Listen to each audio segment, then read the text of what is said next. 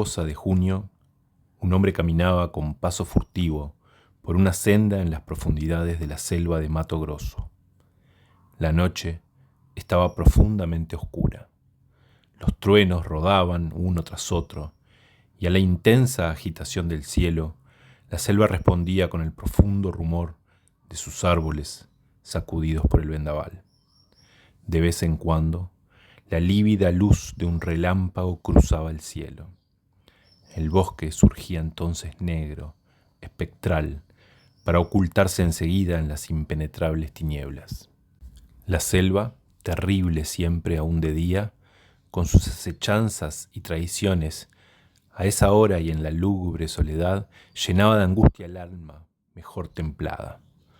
Una persona en la ciudad y en las más desesperantes situaciones no se siente jamás sola. Las vidas hermanas pululan a su alrededor, su inmediata presencia la sostienen. Pero en la selva es distinto. Allí todo conspira contra él. El aire quieto y pesado, el silencio hostil, las exhalaciones mortíferas de las plantas que infiltran la muerte en la fúnebre seducción de su voluptuoso aroma. Las fieras agazapadas tras el tronco que miramos indiferentes a nuestro paso, las víboras que hacen de ese paraíso terrenal un infierno, todo en la selva se confabula contra el hombre. Nuestro viajero, sin embargo, a pesar del terror nocturno inherente a una noche de tempestad en el bosque, sin más amparo que el propio valor, no parecía sentir miedo. Su paso cauteloso indicaba preocupación, sí, prevención también, pero no temor. Para un ojo conocedor, algo en él delataba a una persona habituada a la selva. Este algo era su modo de caminar. Levantaba las piernas mucho más de lo que aparentemente era necesario, como cuando se marcha con zancos, y esto con una natural elasticidad que denunciaba a la legua al hijo natural o adoptivo del bosque. En efecto, el suelo de este, erizado de troncos y ramas, obligaba a elevar las piernas para no tropezar, y esta maniobra sumamente fatigante al principio concluye por volverse inconsciente y ligera por lo tanto. Por ello, se puede conocer fatalmente la condición más o menos selvática del caminante. Nuestro hombre era, pues, una persona habituada al monte. Los relámpagos que nos han permitido con su fulgurante luz seguir su marcha felina nos permitirán saber algo más. Así, al lívido resplandor de un rayo seguido de un espantoso trueno, pudo verse que el viajero llevaba casco de corcho, blusa y pantalón azules rotosos y gruesas botas. El casco decía enseguida que el que lo llevaba no era peón, pero en cambio su visible despreocupación en lo que concernía al bosque, rara en un patrón, parecía afirmarlo. ¿Qué era, pues? ¿Dueño de obraje? ¿Y qué podía hacer en esa noche, en plena profundidad del bosque, caminando como alguien que va alerta a algo, y todo esto sin escopeta? Es lo que pronto sabremos. Los relámpagos, como fatigados del propio incendio que duraba desde el anochecer, habían disminuido. Pero la lluvia caía ahora torrencialmente, y la selva entera, herida sin tregua por las gotas monstruosas, redoblaba sordamente. ¡Maldición!, murmuró el viajero deteniéndose. «Solamente las pacas son capaces de salir con este tiempo». Dijo esto en español, pero con marcado acento italiano. Levantó la cabeza con esa inconsciente curiosidad de mirar el cielo cuando llueve furiosamente. Un fulgurante relámpago se abrió sobre su cabeza en ese instante. El viajero, deslumbrado, cerró los ojos. Durante un minuto los mantuvo así, para desvanecer el encandilamiento. Cuando los abrió, tenía ya la vista natural y la hundió delante de él en las tinieblas. «Y ese estúpido que no viene», volvió a murmurar. «Qué extraña cita podría ser esa». El viajero continuaba inmóvil, mojándose aún más si esto fuera posible, porque de su casco corría el agua a hilos, como de paraguas. Sin embargo, a pesar de su quietud, no pudo oír un rumor suave que se levantó detrás de él. Un trueno bramó en ese momento, y cuando el ruido cesó, cesó también el murmullo. Las ramas, levemente agitadas, quedaron en completo silencio.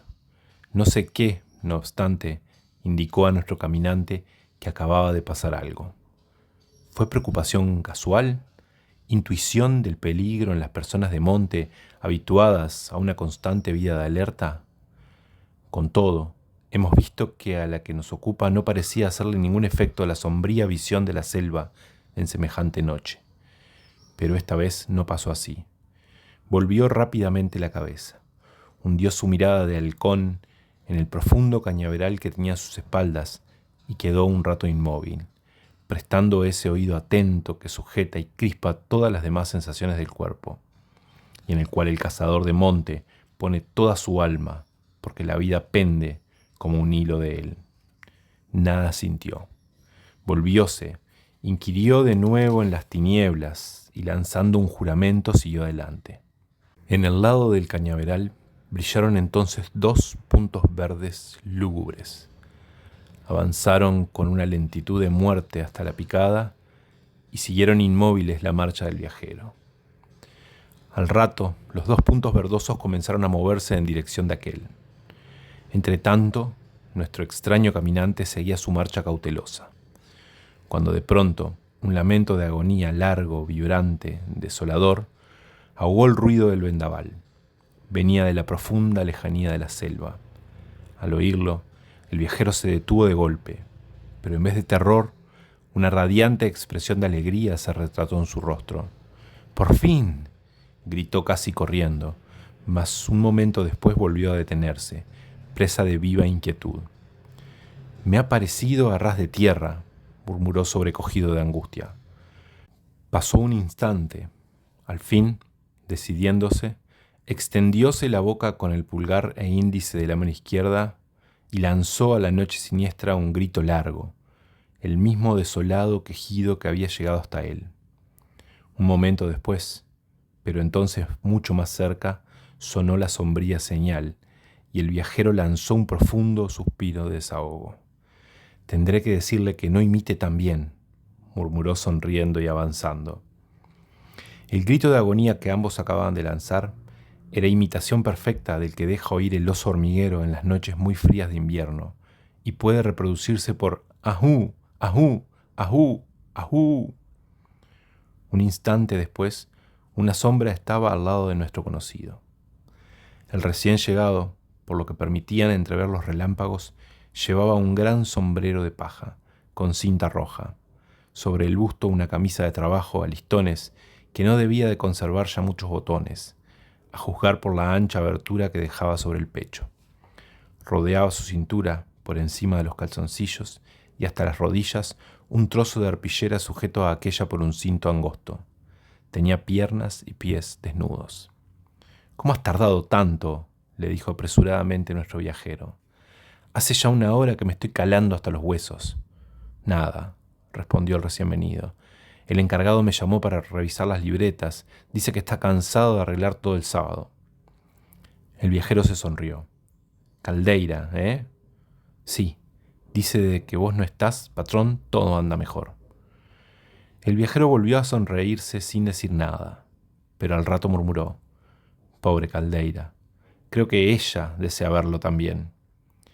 Al oír ella, el indio, porque era un indio el que había llegado, se estremeció.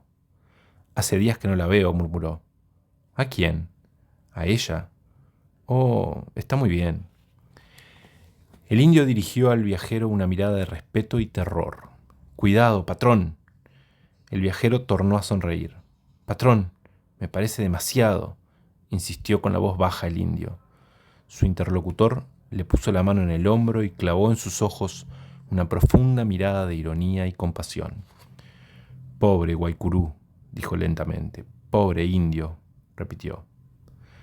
Seguramente esa sencilla frase evocaba cosas lúgubres, porque el aludido bajó la cabeza como bajo el peso de un recuerdo abrumador.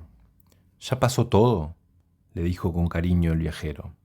«Sí», respondió el otro sordamente, y agregó: «Cuando hace calor me quemo. Tengo veneno en la sangre», murmuró. «Sin embargo, la cara ya está bien», dijo su interlocutor. «A ver».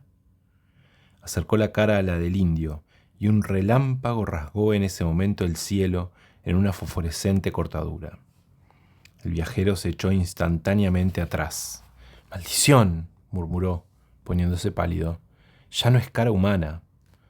En efecto, aquello no era cara, sino una cosa deforme, hinchada, desmesurada, acuchillada de fístulas casi cicatrizadas. La frente, el cuello, el pecho, todo lo que se alzaba a ver ofrecía el mismo monstruoso aspecto. El viajero lo miró un rato, con una mirada en que se iban encendiendo por momentos sombríos resplandores de venganza. «¿Alves te ha visto así?», le preguntó. «Sí», murmuró el indio. «¿Qué te ha dicho?». «Se ha reído. Ayer de mañana, cuando fui al almacén a buscar grasa, me gritó riéndose». La voz se le apagó y un rugido se escapó de su pecho profundo. El viajero se estremeció. «¿Qué te dijo?», insistió. «Que estaba muy contento de la leccioncita que me había dado y que iba a empezar otra vez», concluyó bajando la voz un poco. En el solo descenso de la voz hasta perderse, había un mundo de sufrimientos, de recuerdos, de horror y pesadilla, de dolores intolerables. «¿Y en los pies?», continuó el viajero. «¿Puedes caminar bien?». «Sí, no mordieron mucho ahí». «Alguna vez oí hablar de eso en África», murmuró el viajero, como hablando consigo mismo, «pero nunca creí que fuera cierto». «En fin», agregó después de un momento de silencio, «ojo por ojo y diente por diente, Guaycurú. Presumo que se acordará algo de ti mañana». «¿Y de vos, patrón?». «¿De mí? Bah, yo no tengo nada más que esto», repuso sonriendo y extendiendo la mano izquierda.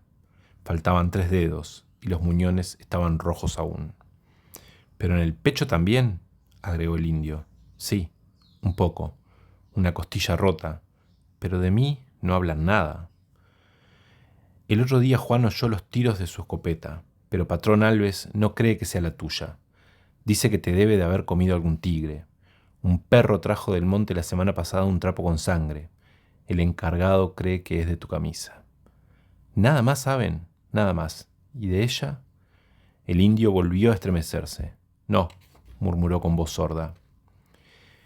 El viajero iba a responder, y seguramente se hubiera sabido algo de ella, ese ser bastante terrible para que su sola evocación hiciera bajar la voz. Disponíase a responder, decimos, cuando Guaycurú, echándose adelante, lo cogió bruscamente del brazo. Su interlocutor dio un paso atrás. «Oí, patrón», dijo rápidamente el indio. «¿Qué hay?», respondió el viajero, volviéndose con una agilidad verdaderamente felina. «Sentí, patrón», respondió el indio. Ambos quedaron en silencio. Entonces, sobre el ruido de las hojas azotadas por la lluvia, un rumor lejano y profundo, como si saliese de bajo tierra, llegó hasta ellos. Los hombres se miraron un rato a los ojos. «Es un tigre», dijo sencillamente el viajero. No tenía el menor temblor en la voz, pues, a la inquietud de lo desconocido, sucedía un peligro real, formidable, sin duda, pero cuyo efecto, en hombres de verdadero temple, es serenar el alma, disponiéndola con todas sus fuerzas para la lucha. El indio continuaba con el oído orientado a ese terrible anuncio. «Oí, patrón, no es tigre», dijo de nuevo el indio. Volvieron a quedar inmóviles y llegó otra vez el rugido sombrío. «Cierto, es león. Viene al trote», dijo el viajero. Un momento después añadió: «Debe estar cebado». «Nos ha tomado el rastro. Viene por la picada», murmuró Guaycurú. En efecto, esta vez el rugido se había sentido mucho más cerca. Un instante después sonaba otro, luego otro, y nuestros hombres, con la rápida decisión de pensamiento de los cazadores y personas acostumbradas a conocer el completo alcance de sus fuerzas, comprendieron sin titubear que con ese animal no era posible luchar y que estaban perdidos. «Para mejor ni revólver», murmuró el viajero con tono de fastidio, pero no de miedo. «¿Traes el machete?». «Sí». «Inútil. Es un león cebado». «Ligero, patrón», gritó de pronto cogiendo a este de un brazo. «Viene corriendo. Subamos a este lapacho». La selva acababa de vibrar con un sonoro bramido, próximo ya. La fiera, aguijoneada por el hambre, y el deleite de la carne humana, corría hacia la presa, lanzando su grito de ansia. En un momento, nuestros hombres estuvieron ahorquetados en las primeras ramas del frondoso árbol. El refugio era nimio, porque el león trepa con mayor empuje aún que el tigre. Pero de todos modos, la defensa era así posible, mientras que en tierra hubieran sido destrozados enseguida entre las formidables mandíbulas de la fiera. Los bramidos se sucedían cada vez más claros, y el animal estaba ya sobre ellos. «Viene corriendo», murmuró el indio, asegurando el mango del machete en su mano ejercitada. Efectivamente, a ellos llegaba ya un sordo rumor de ramas violentamente agitadas y un bramido, tan próximo esta vez que hizo latir tumultuosamente el corazón de aquellos predestinados a una horrible muerte. Denunció la inmediata presencia de la fiera. Y ya nuestros hombres habían hecho un último llamado a toda su serenidad, cuando el viajero, que desde un momento atrás oía los bramidos con estupefacción, murmuró poniéndose pálido: «Yo conozco eso, Guaycurú, ese modo». Y antes que el indio tuviera tiempo de responder, el viajero lanzó un grito de alegría, golpeándose la frente. «Somos unos estúpidos, Guaycurú, no la hemos conocido», y se lanzaron a tierra. El indio, más ágil, se lanzó desde su posición al vacío. Estaban a 5 metros de altura, y esto es, en cualquier parte, un salto arriesgado. Pero su increíble agilidad nativa lo salvó, no sacando más que un tobillo torcido. Apenas en tierra, el viajero con extraordinaria rapidez llevóse las 2 manos a la boca en forma de bocina y lanzó a la noche un grito ronco y prolongado que sonó lúgubremente en la selva, desafiando así en pleno dominio de fieras por una potente voz humana. Al grito respondió inmediatamente un formidable bramido, tan cerca que los hombres, no obstante su valor, se estremecieron. Un momento después, las ramas se agitaban, 2 ojos relucían en las tinieblas y una sombra enorme se lanzaba sobre ellos de un salto. Pero el salto era de alegría. «¡Quieta, divina, quieta!», gritó el viajero, conteniendo con su voz imperativa los avances de su leona. Esta continuaba lanzando roncos bramidos de placer y trataba por todos los medios de restregarse contra su dueño. Es bien sabido que las caricias de un león son tan de temer como sus iras, y que la zarpa que se tiende hacia su amo con el muy gratulable objeto de acariciar tiene 5 uñas, 5 perfectos puñales árabes que, por pequeño que sea el impulso de cariño que los anima, se clavan profundamente en la carne. El viajero, pues, por más contento que estuviera del amor que le demostraba su leona, tenía buen cuidado de evitar su aproximación. «¿Y eso, patrón?», preguntó el indio sorprendido y acercándose. Pero el animal volvió la cabeza hacia él y dejó oír un colérico y prolongado ronquido. «Cuidado», le gritó el viajero, «no te acerques. Cuando me vuelve a ver después de muchas horas, se pone horriblemente celosa. ¡Quieta, divina!». En la vaga luz había visto colocarse horizontal y rígida la cola de la leona. Como esto es señal inequívoca de ataque, halló apenas medio de dominarla con la voz. Tuvo enseguida que llenarla de caricias, pues el animal, pasada ya la excitación del primer momento, se frotaba ahora voluptuosamente entre las piernas de su amo. Aún consistió que Guaycurú le rascara suavemente la cabeza. Una vez conseguido esto, y como el placer que experimentaba era mucho mayor que sus pasajeros celos, reanudó su franca amistad con el indio. 5 minutos después, los 3 caminaban por la picada en fraternal compañía. Lluvia, viento y truenos habían cesado. El silencio de la selva parecía entonces más profundo, como ahogado. Solo los relámpagos proseguían encendiendo el cielo en silencio. «¿Y esto?», volvió a preguntar Guaycurú. «¿Cómo se ha escapado?».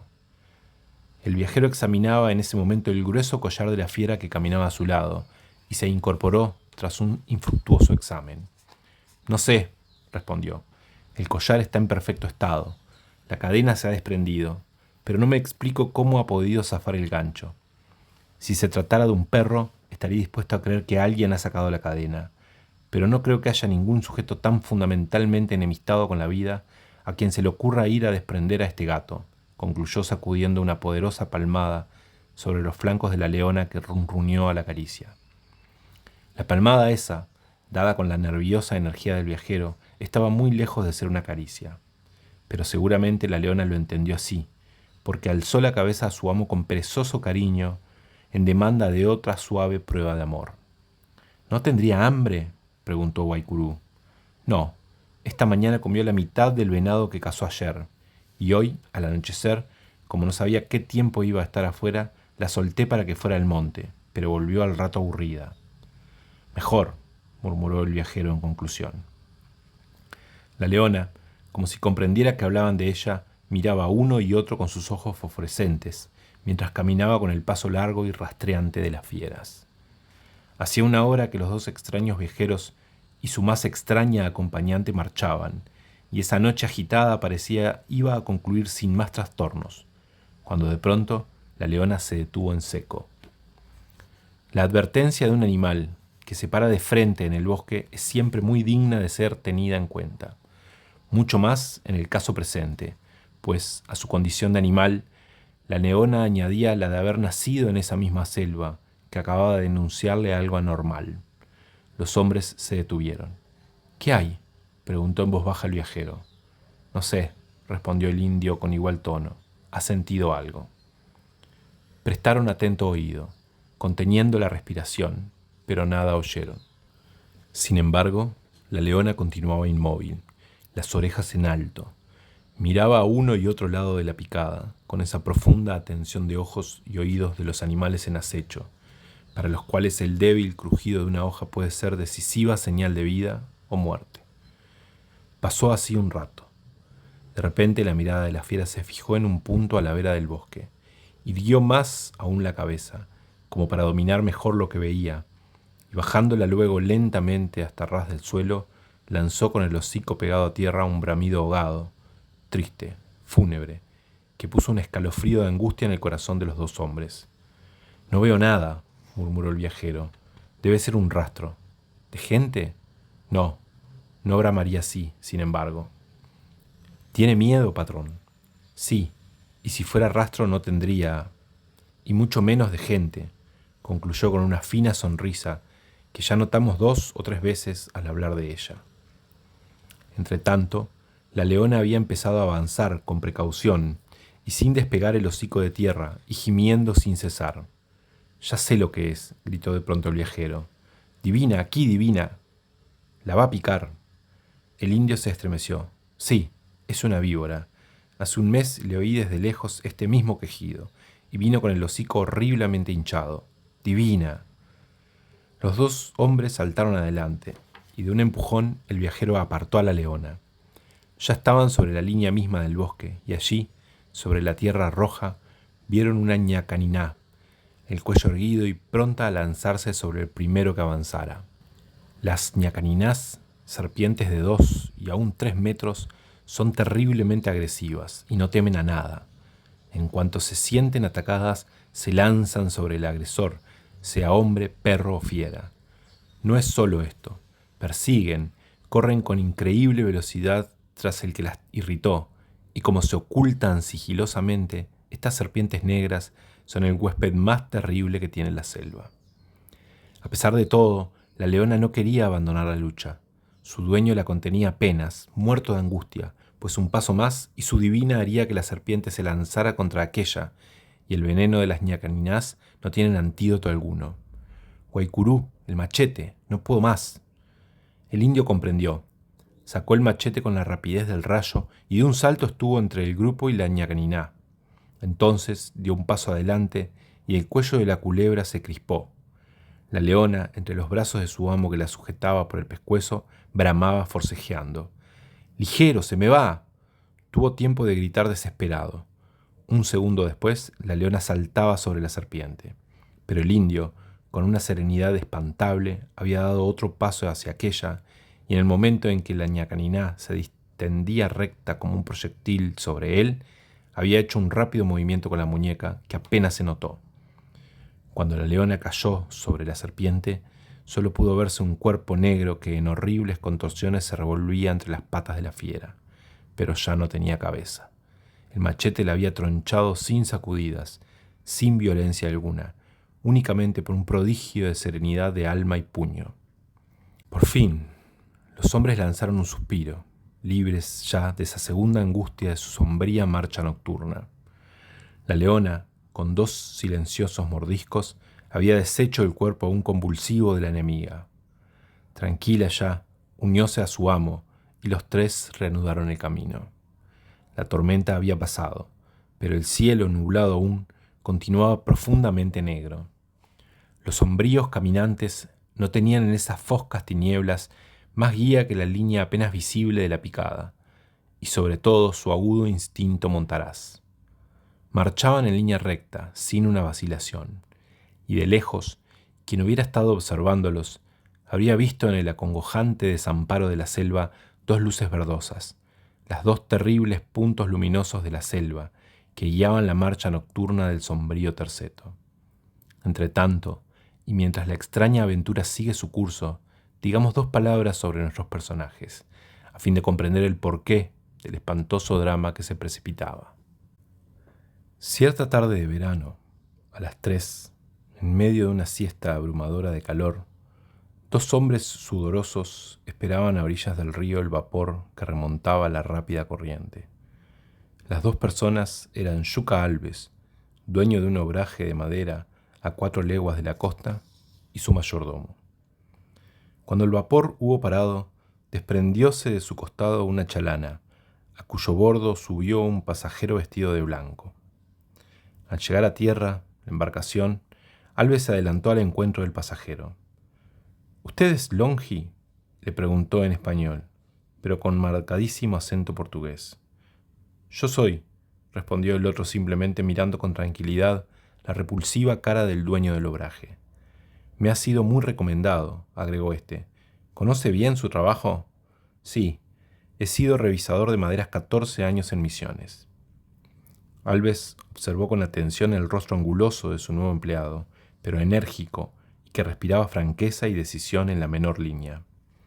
«Si no tiene muchas exigencias, creo que quedará contento». «Así lo espero».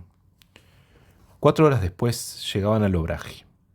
El trabajo de revisar la madera labrada por las hachas, hundirse día a día en el monte, ir incesantemente de aquí para allá, aniquilarse de calor y mosquitos, es horriblemente pesado.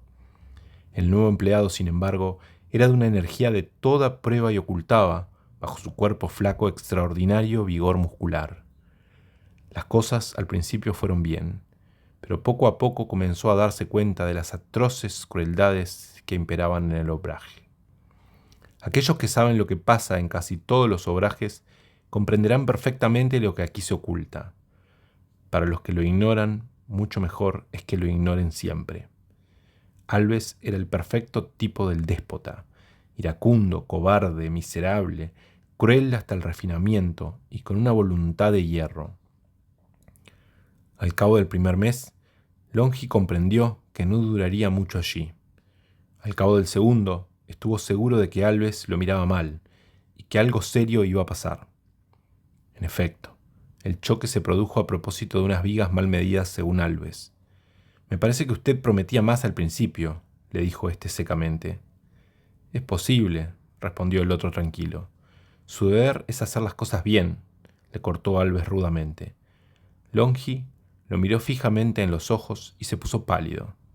«Mi deber es hacer lo que puedo», respondió con voz más tranquila aún. «Su deber es callarse», rugió Alves, encendiéndose en ira.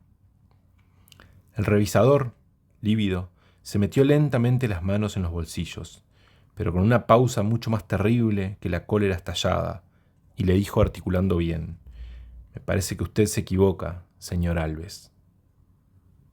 «Yo no soy peón». «¿Eh? Ni un empleado como esos». Alves hizo un ademán, pero Longi agregó enseguida, sin dejar de mirarlo: «Y le juro que al primer movimiento que haga de sacar el revólver por la sombra de mi madre, le juro que le levanto la tapa de los sesos». El revisador no hizo ni siquiera ademán de coger el suyo para apoyar su amenaza. La mirada bastó.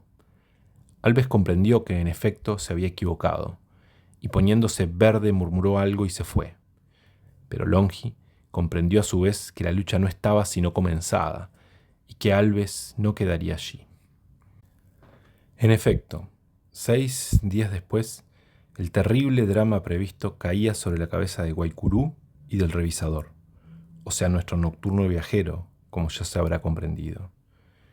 El drama se precipitó una mañana, a las 12, y tuvo por causa ocasional lo siguiente. Entre los innumerables peones del obraje había un indio llamado Guaycurú, abandonado moribundo por sus padres en el monte cuando era pequeño, y que un viajero hachador correntino había recogido y criado. Al principio, el indio, excelente obrajero por otro lado, había mirado con prevención al nuevo revisador. Esto es perfectamente explicable. Los revisadores en general miden de tal modo la madera que siempre hayan medido de anotar de menos. En vez de 4 metros, 2,5. En lugar de 60 pies cuadrados, 50. Y así por el estilo. Es inútil que el mísero hachador defienda sus pulgadas, que le han costado horas de suplicio, de calor, mosquitos y víboras en el monte. El revisador suelta la risa o le advierte que, si sigue molestando, se va a ver en la necesidad de hacerle volar los sesos. El hachador baja la cabeza, entrega su madera sin decir una palabra y así hasta la viga siguiente. ¿Qué hacer? A veces hay desquites trágicos, pero el terror al patrón es demasiado grande. Como se comprenderá, Longi era demasiado hombre para prestarse a esos robos, tanto más viles cuanto que eran contra un pobre peón desamparado, cuyas penurias y rudo trabajo para conseguir una bolsa de grasa o porotos él conocía bien. De modo que a los 15 días había conquistado la simpatía de los peones, a despecho de ellos mismos, pues acostumbrados a la eterna mala fe y expoliación de los revisadores de madera. Creían sencillamente que su justicia era aparente, ocultando algún engaño. Longi se daba cuenta de la lógica desconfianza de esa pobre gente, compadeciéndolos desde el fondo de su alma. El indio, sobre todo, había sido siempre la eterna víctima de los revisadores. En el gran desamparo de su raza y humildad, jamás había podido hacer admitir su madera por la mitad siquiera. Siempre hallaban que sus vigas estaban mal encuadradas, o tenían carcoma, o habían sido tumbadas en época de lluvia. Siempre algo en su contra. El indio reanudaba mudo su trabajo que apenas le alcanzaba para no morir de hambre, y ya hacía 20 años que duraba su violenta miseria. De modo que su sorpresa al medir el nuevo revisador su madera sin robarle 1 centímetro no tuvo límite. Como los peones, creyó fatalmente que eso no era sino alguna treta, pero cuando entregó otra viga, y otra, y vio todas justamente medidas, en el alma oscura del salvaje comenzó a entrar lentamente la divina luz de la confianza ciega en un ser humano. No fue solo esto. Una tarde, al concluir de medir, Longi hizo un rollizo, y mientras el indio lo miraba, el revisador levantó los ojos y vio que el indio tiritaba, con la cabeza hundida en los hombros. «¿Qué tienes?», le preguntó. «¿Chucho?». «Sí», respondió el otro lacónicamente, apartando la vista. En su mirada había una tristeza amarga, fría, de enfermo desilusionado y solo como un perro. «¿Por qué no tomas quinina?». El indio no respondió. «¿No hay en el almacén?». «Sí», murmuró el indio, «pero cuesta muy cara». «¿Cuánto?». El indio dijo algo bajando la voz. El revisador soltó un grito de indignación. «¡Qué crimen!», exclamó mirando a ese ser humano condenado fatalmente a consumirse en su fiebre y sintiendo por el pobre paria una ternura que salía de lo más hondo de su fortaleza de hombre. Al fin se fue, y Guaycurú lo vio alejarse con una mirada de dolorosa ironía. «Como todos», murmuró. Mas, al día siguiente, tuvo la sorpresa suponible cuando vio llegar a su cobertizo de paja en el fondo del monte al revisador. «Aquí tienes», le dijo éste extendiéndole una gruesa caja. «Toma 2, 1 hora antes del chucho. Son 40. Si no te pasa, me avisas». El indio cogió la caja sin decir una palabra y sin mirarlo. «Hasta mañana», dijo sencillamente el revisador, alejándose. Cuando había caminado ya 1 cuadra, sintió ruido de pasos y vio al indio venir hacia él. Tenía el ceño contraído como si sufriera. «Quiero saber qué cuesta esto», le preguntó con voz sorda. «No cuesta nada», le respondió el revisador. El indio contrajo más el ceño, observándose una por una las uñas. «¿No es veneno?», murmuró mirándole de reojo. El revisador comprendió toda la cantidad de sufrimiento, injusticias y desconfianzas que habían agriado esa alma hasta hacerla dudar del más sencillo acto de bondad. «No, no es veneno», repuso gravemente. Viendo que el indio continuaba con la cabeza baja, tornó a irse, pero al dar 2 pasos, sintió su mano fuertemente oprimida contra una boca y oyó una voz quebrada por los sollozos que le decía: «Vos sos bueno, patrón, vos sos bueno». Longi apartó la mano riéndose para disfrutar la profunda conmoción que sentía.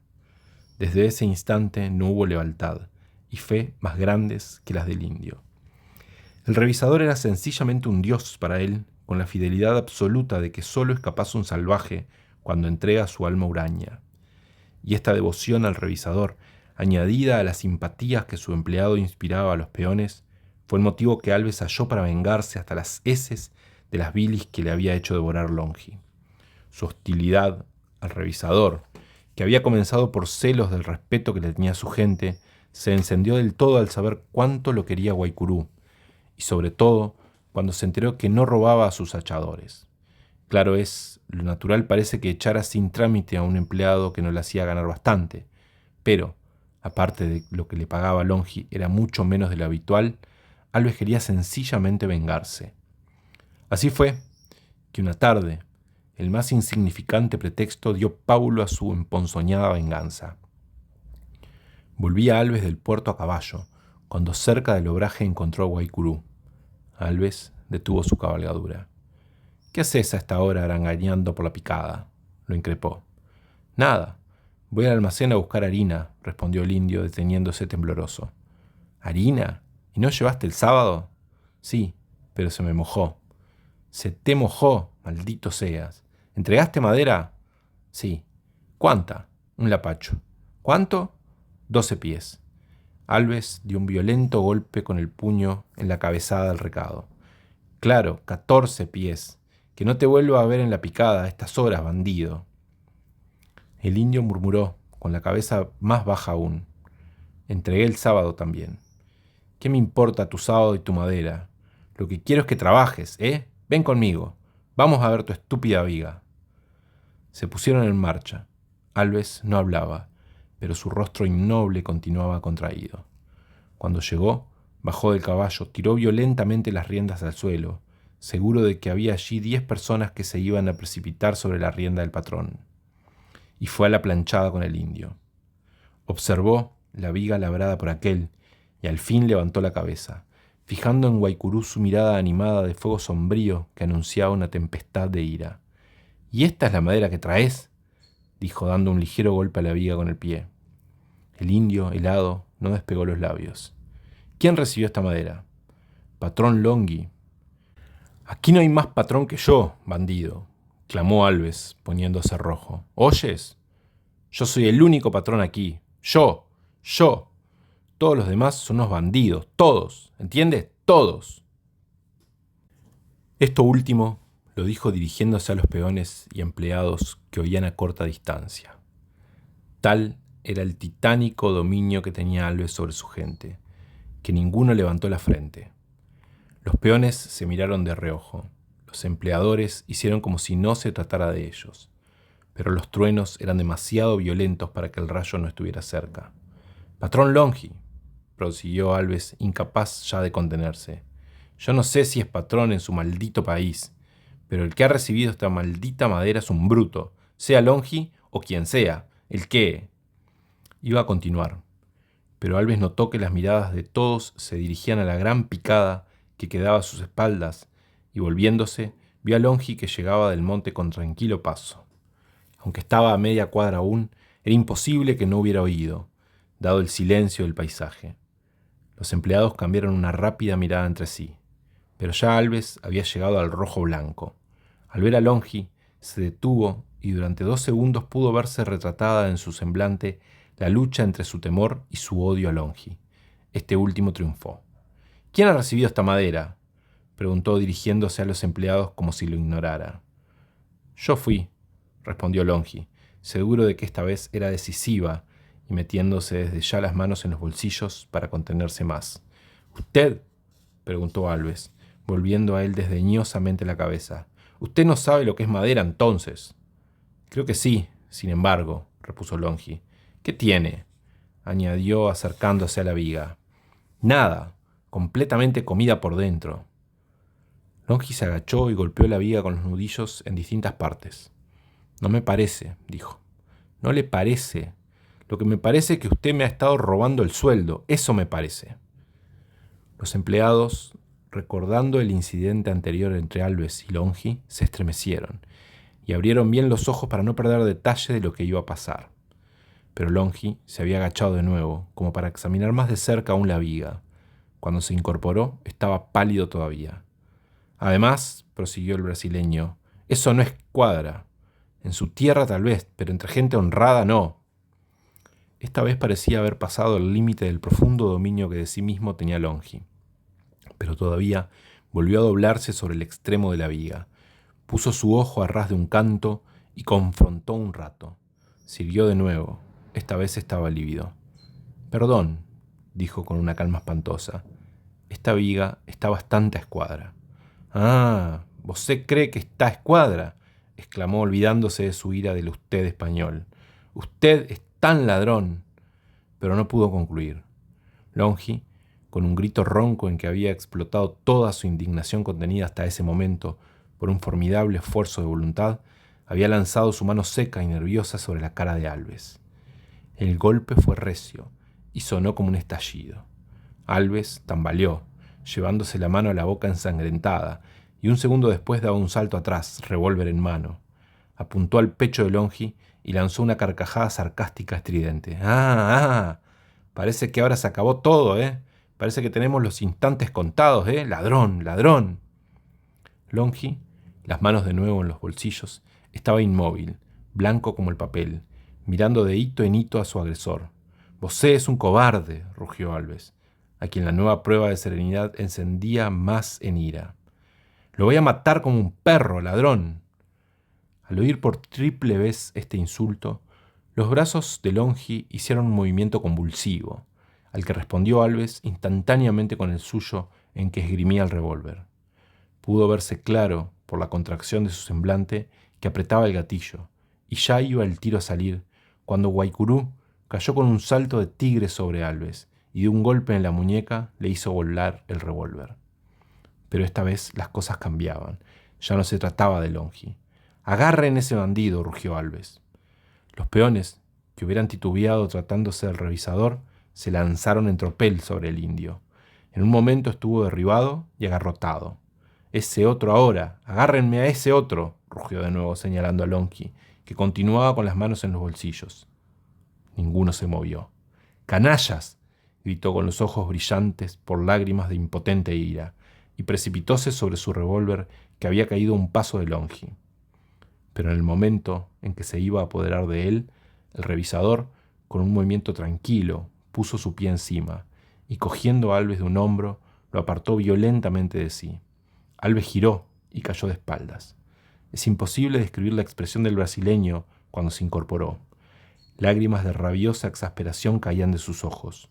Longi, tranquilamente, se bajó, cogió el revólver y lo tiró a los pies de Alves, que se precipitó sobre él con un ronco grito de triunfo y apuntando al grupo de peones. «Agarren a ese hombre. Al que no se mueva le levanto la tapa de los sesos». Los peones, dominados, se dirigieron a Longi, pero éste, encogiéndose de hombres, sacó su revólver y les dijo tranquilamente: «No sean chicos, quédense quietos, no tienen...». Un estampido cortó sus palabras, al que siguió un grito de dolor de Longi. El revólver se le cayó, mientras de su mano corría un torrente de sangre. Alves, cuya puntería no se había desmentido en ese momento, acababa de troncharle 3 dedos de un balazo, desarmándolo. «Ligero, átenme a ese hombre», rugió, volviendo el arma a los peones. Antes de que Longi pudiera bajarse, se había rodeado, sofocado por 20 brazos y sólidamente atado. «Llévenme a esos 2 bandidos al pozo viejo». Los peones, aterrorizados, cargaron con los 2 prisioneros y se pusieron en marcha. «Ya nos vamos a ver, seu Longi», gritóle sarcásticamente Alves. «No tenga miedo, vosé. No hay agua en el pozo, pero hay otras cosas mejores. En cuanto al otro, ¿Está siempre el hormiguero grande allí?, preguntó Alves a los peones. Al oír esto, una profunda expresión de espanto se retrató en el semblante de todos. ¿Qué suplicio reservaba Alves a sus dos víctimas para llegar a detener a peones acostumbrados a sus venganzas? Es lo que vamos a ver.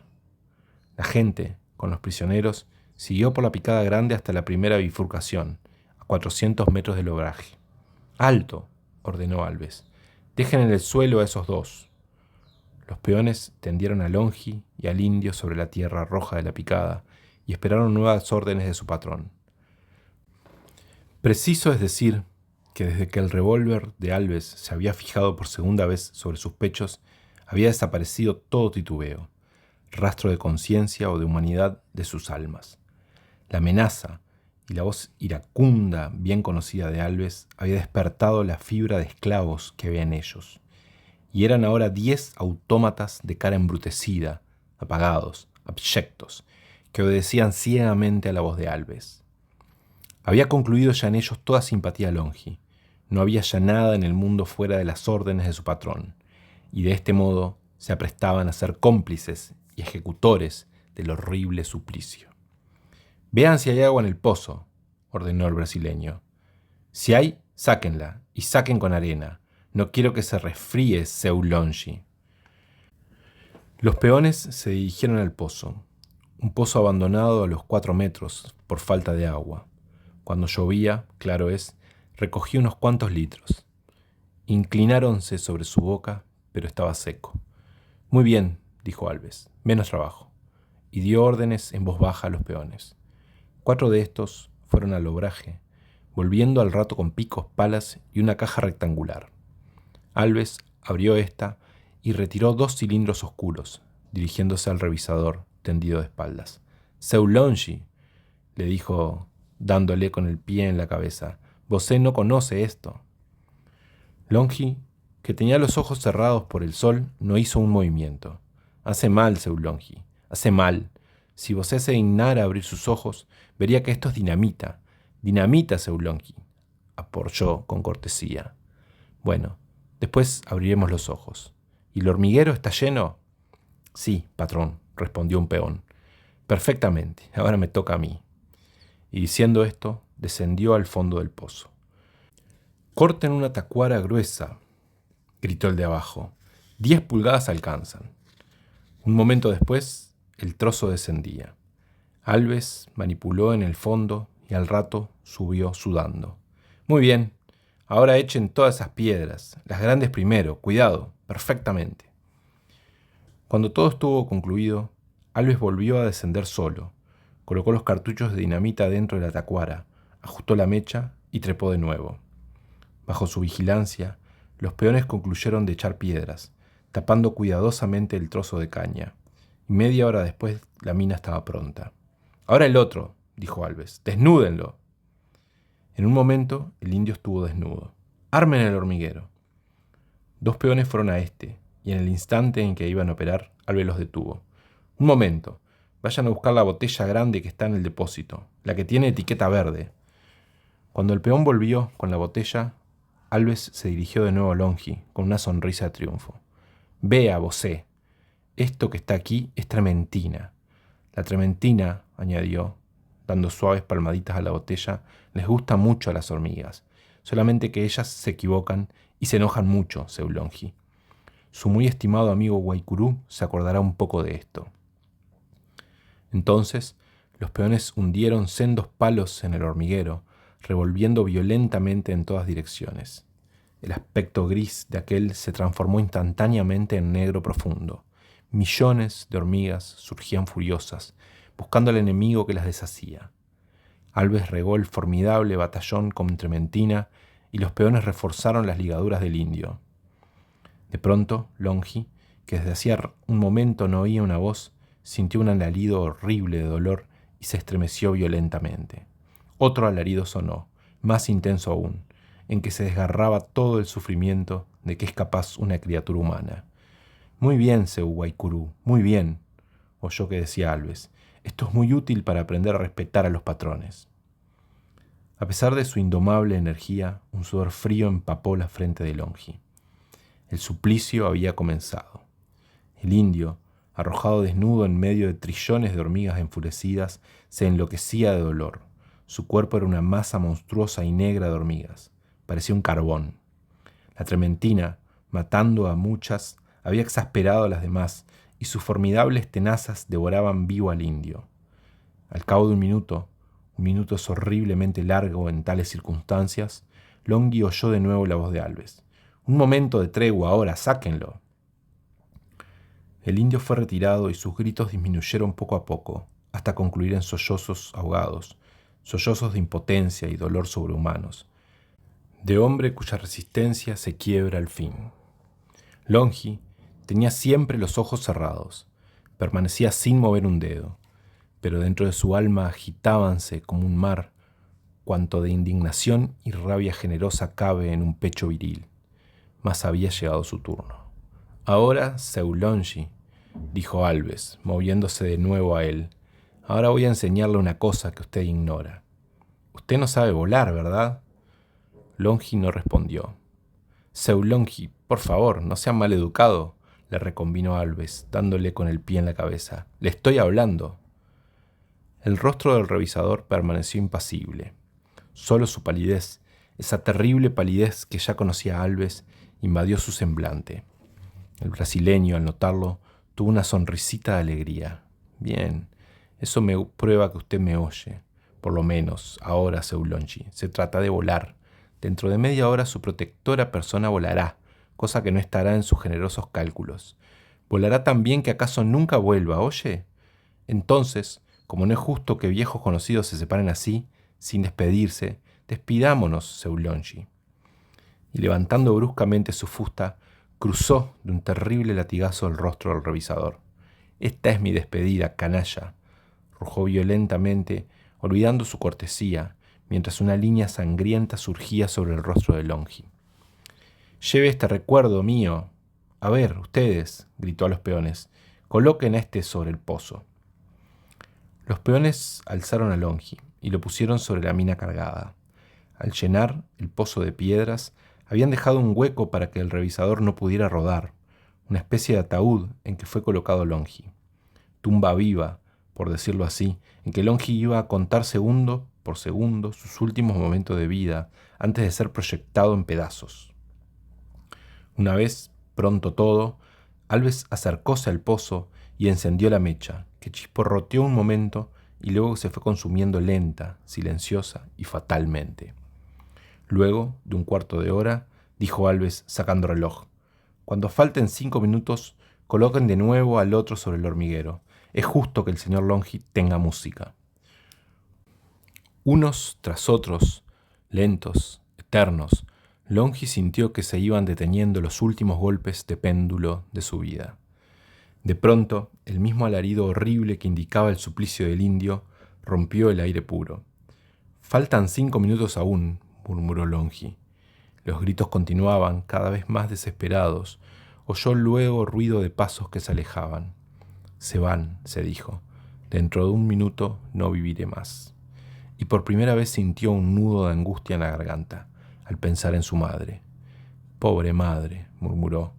«No se supondrá la situación en que se halla su hijo, si ella...». Una formidable explosión desgarró el aire. Un furioso vómito de piedras surgió del pozo, y el cuerpo del revisador, lanzado oblicuamente, cayó sobre la red de lianas vecinas, desgarrándolas, y se desplomó pesadamente en tierra. Eran las 11 de la noche. Una fresca brisa corría por la picada, y el bosque, lúgubre, se animaba con el maullido de los gatos, la fuga de los venados, el gruñido de los jabalíes. Un gemido humano, sonando inesperadamente, apagó bruscamente el concierto. Al rato, una voz quebrada llamó en voz baja: «¡Patrón Longhi!». Nadie respondió. «¡Patrón Longhi!», repitió la misma voz quebrada, ronca, deshecha por el sufrimiento, lo único que quedaba de una potente voz de hombre. Lentamente, invisible casi en la oscuridad de la noche, una sombra se fue arrastrando hacia el pozo. Se detuvo allí media hora, y luego avanzó hacia el linde del bosque. No es posible dar idea de las torturas y horribles dolores que suponía ver a un ser humano arrastrándose de ese modo. De pronto tropezó con una mano y se estremeció violentamente. La mano estaba fría, rígida, helada. «¡Patrón! ¡Patrón Longi!», sollozó el indio, dejando escapar de su pecho todo su amor a la única persona que lo había querido. Palpó la cara, el cuerpo noble y yerto del revisador, y abandonándose a su desesperación lloró en la noche desolada.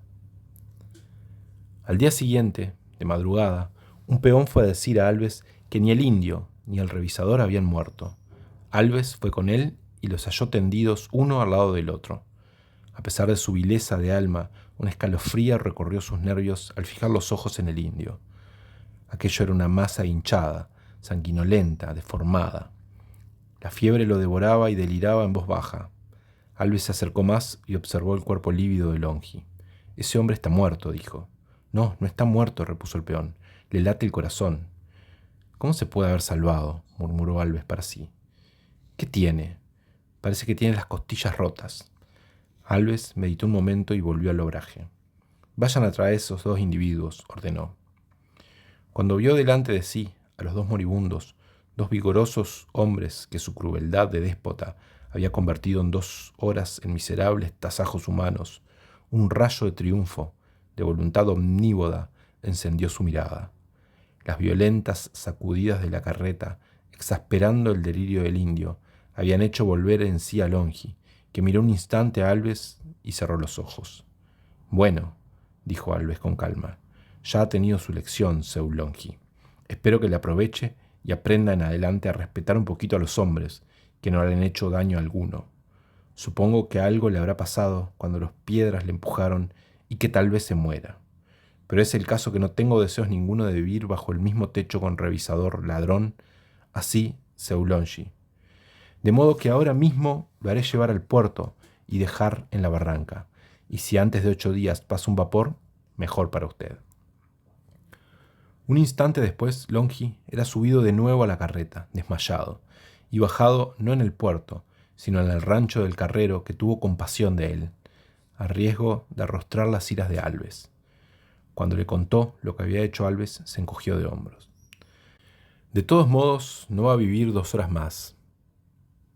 Pero Longi vivió, y 6 meses más tarde, día por día, tocábale a Alves medirse de nuevo con Longi, mas esta vez en circunstancias menos favorables para él. ¿Cómo? Lo veremos enseguida. Salvado milagrosamente de la explosión, Longi había salido de ella con una costilla rota y horribles contusiones en la espalda. Además, los 3 dedos tronchados por la bala del brasileño. El viejo hachador cuidó de él como un padre, y Longi pasó 20 días entre la vida y la muerte. Pero su robusta constitución triunfó, y al fin, una espléndida mañana pudo salir afuera, sentándose en un tronco. Estaba muy débil aún, mas la tibieza del ambiente y el sol que doraba el monte llegaron a él como un bálsamo de nueva vida, y por primera vez, después de 2 meses de fiebre, delirio y letargo, pudo meditar claramente. En sus pesadillas de esos 2 meses, la figura siniestra de Alves había ocupado un lugar preeminente. Veíase atado sobre la mina y al brasileño riéndose y golpeándole la cabeza con el pie. Y luego el cobarde latigazo, el clamor del indio devorado vivo, toda esa tortura de un hombre que ha pasado 2 meses reviviendo profundas afrentas, había amargado profundamente su alma. En vano quería olvidar. Una implacable sed de venganza crispaba su ser entero. ¡Ah! Hacerle sufrir 1 minuto, 1 segundo nada más, lo que había sufrido 2 meses. Soñaba para Alves algo monstruoso, mucho más desesperante que el infernal hormiguero, algo que arrancara a su carne y a su alma torturadas gritos de animal. Aquí se detuvo bruscamente en sus pensamientos. «Sí», murmuró, «¿por qué no? Gritos. Ah, ya nos veremos, Juan». Llamó al hachero, que esa mañana tenía chucho y tiritaba junto al fuego. «Patrón». «Dígame, ¿usted ha visto alguna vez un tigre manso?» «Nunca, no se puede. ¿Un león? Sí». «Sí, ya sé.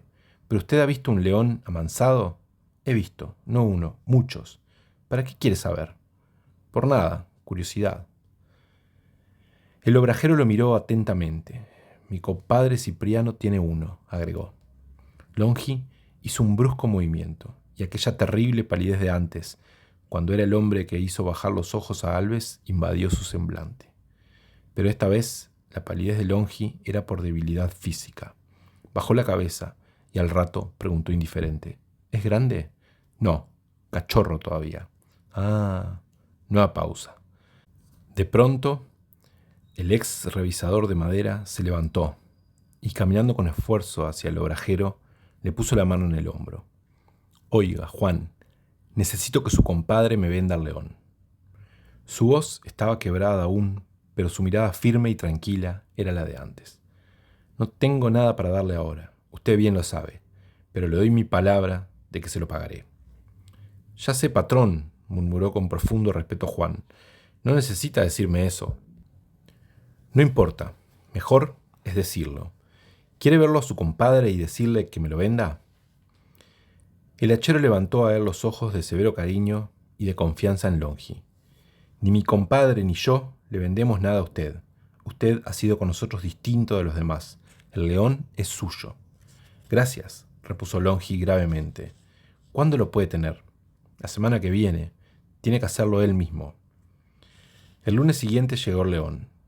Era una leona, pero de poderosa alzada ya.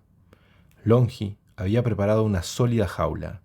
Instaló en ella al animal que rugía al verse separada de su amo. Esto pasaba en febrero. En junio, la hermosa fiera, ya completamente desarrollada, no se separaba ni un instante de su nuevo dueño.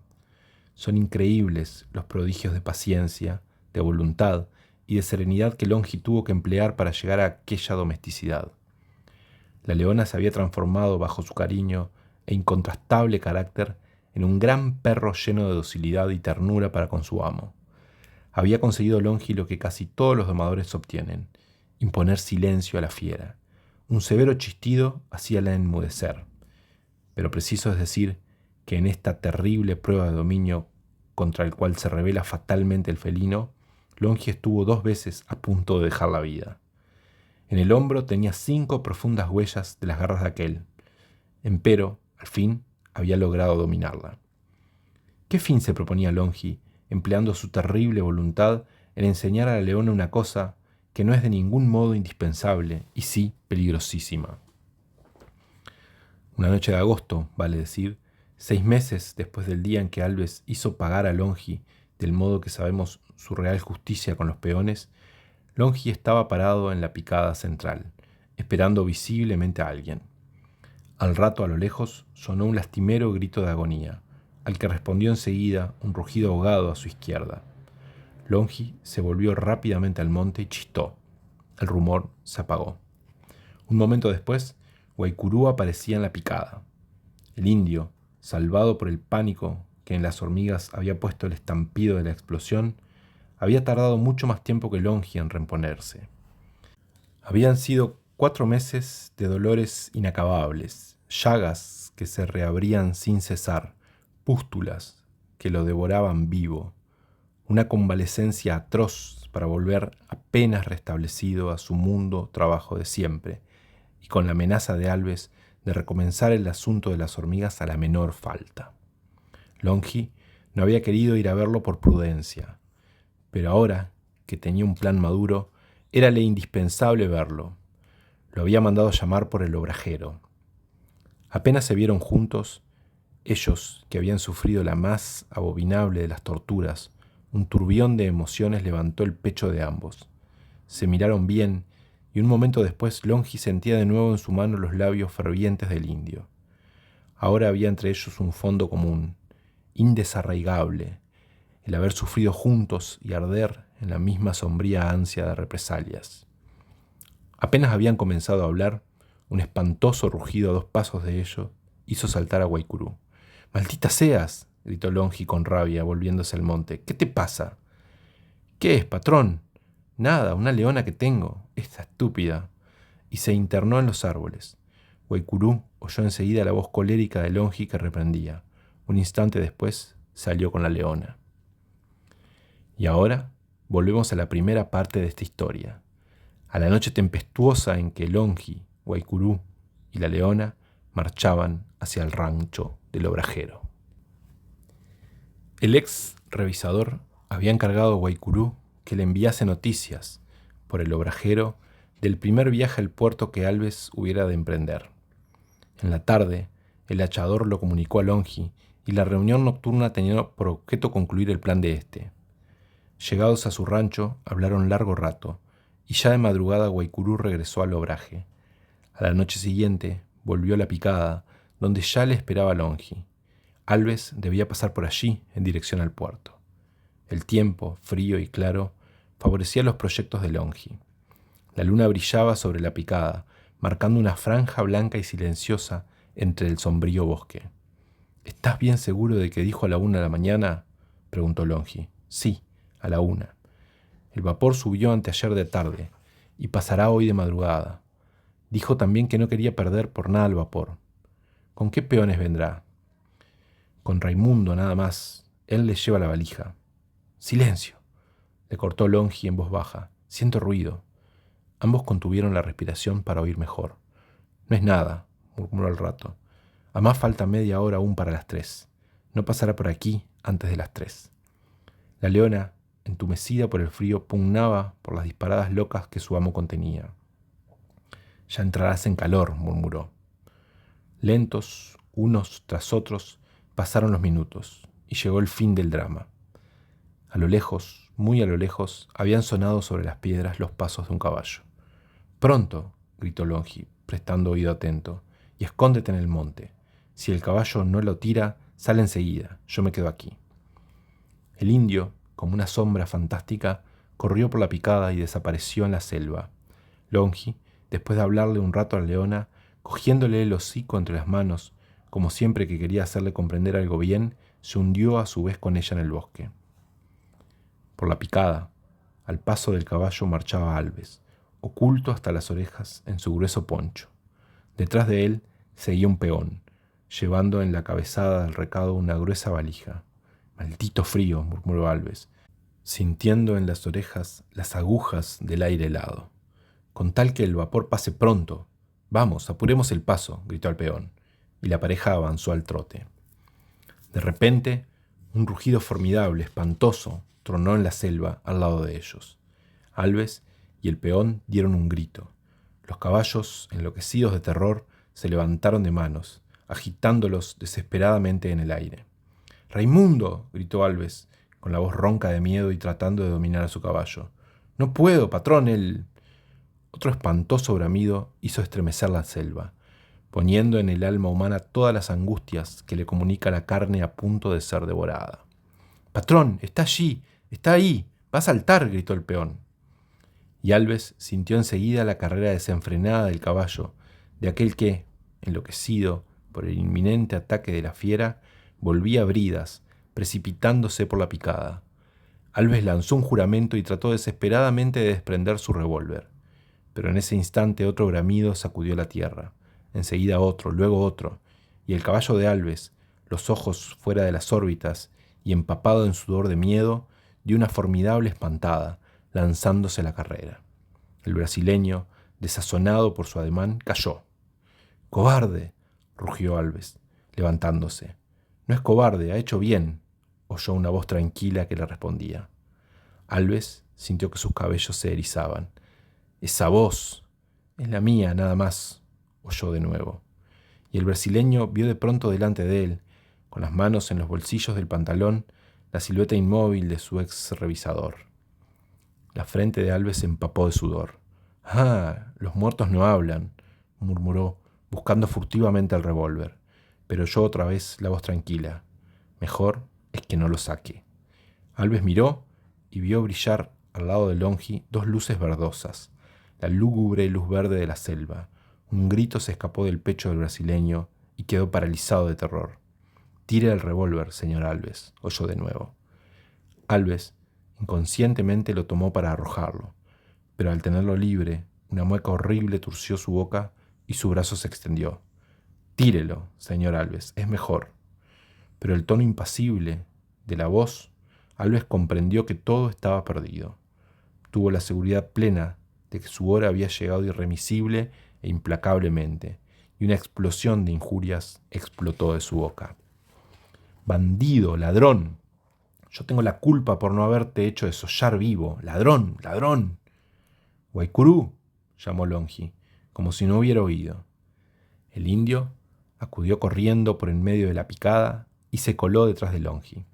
«Señor Alves», se dirigió aquel al brasilero en una voz tranquila en la que el paraje, la luna y la situación daban sombría solemnidad. «Señor Alves, óigame. Hace 5 meses llegó a su obraje un hombre fuerte, sano, que no pedía sino trabajar en paz y vivir lo más tranquilamente posible. Usted, señor Alves, le impidió hacer el poco bien que un hombre honrado puede hacer en su obraje. Usted lo ofendió, lo persiguió, lo torturó, y si ese hombre vive aún es porque seguramente tiene otra misión que la de robarlo, como usted dice. Ese hombre era incapaz de vengarse, pero hay cosas que amargan demasiado, y si después de una horrible agonía de media hora, hecha con toda cobardía, y 2 meses de sufrimiento, ese hombre desea evitar para siempre la tortura diaria de 200 peones, ese hombre no asesinó su deber. Le queda 1 minuto de vida, señor Alves». El brasilero, despavorido, cayó de rodillas. «Perdón, perdón», gritó. Lo mismo le pedía a Guaycurú. «No lo voy a hacer más». Longi se sonrió imperceptiblemente. «Guaycurú», dijo al indio, «acércate, que te vea bien la cara». Pero Alves se levantó de un salto. «¡Bandidos!», gritó. «No estoy muerto aún. No me importa nada del indio. Esto es para el ladrón de mi madera». Y echando rápido la mano al revólver que había guardado inconscientemente, lo descargó sobre Longi. La puntería, desviada por la precipitación de Alves, falló. «Señor Alves», dijo Longi con voz temblorosa, «vaya al medio de la picada». Había tal indignación y voluntad incontrastable del otro mundo en la voz de Longi que Alves obedeció como un autómata, y en un segundo estuvo derribado. La leona, a una señal de Longi, había caído en un salto sobre él y lo sujetaba bajo sus potentes garras. Longi, con las manos en los bolsillos, se detuvo a su lado. «¡Me mata!», clamó Alves. «Todavía no», repuso Longi tranquilo. «Dentro de 1/4 de hora, sí». Alves, bajo las garras de la fiera inmóvil, cuyos ojos lúgubres, fijos en los suyos a 10 centímetros, le enloquecían, vivió 1.000.000 de siglos de terror en ese 1/4 de hora. «Falta 1 minuto», dijo Longi. Alves, ronco, no podía gritar. «Faltan 10 segundos», repitió la misma voz inexorable. En cada segundo final, Alves purgó hasta las heces sus 30 años de pillaje. De pronto, Longi dio una imperceptible palmada en el lomo de la leona y en el silencio se propagó claro por la picada fría y blanca de la luna el crujido de la cabeza de Alves, que acababa de partirse entre los dientes de la leona. A una nueva palmada, el animal abandonó su presa, gruñendo. Longi, inmóvil, miró un rato el cadáver de Alves y luego, con un suspiro, se alejó. Guaycurú y la leona iban con él. En la barranca del río, Longi y Guaycurú esperaban que llegara el vapor. Cuando se divisó de lejos el humo de una chimenea, Longi se internó en el monte y ató a su leona. ¿Qué le dijo? ¿Qué removidas ternuras no había sentido al dejar a su animal, a cuya vida íntimamente ligada a la de él 5 meses, acababa de sellar la suya con sangre? Salió del monte con la cara contraída. El vapor llegaba ya, y Longi le hizo seña de que parara. Desprendióse la chalana y Longi se aprestó a subir. «Adiós, patrón», gritó Guaycurú con la voz ronca y bajando los ojos. Pero Longi, profundamente conmovido, lo abrazó estrechamente. Ya nunca más se verían. Subió. Un momento después llegaba al vapor y éste partió. Longi tuvo los ojos fijos en la costa, donde el indio continuaba mudo, desesperado, hasta que la distancia los borró. Entonces, recostado en la borda, mientras el vapor descendía al río, revivió mirando la lúgubre selva todas las angustias de estos últimos meses en que había dejado muchas esperanzas que ya no recuperaría. Un oscuro y fiel amigo, y una leona que, ronca ya, urgía desesperadamente a su amo, que la abandonaba.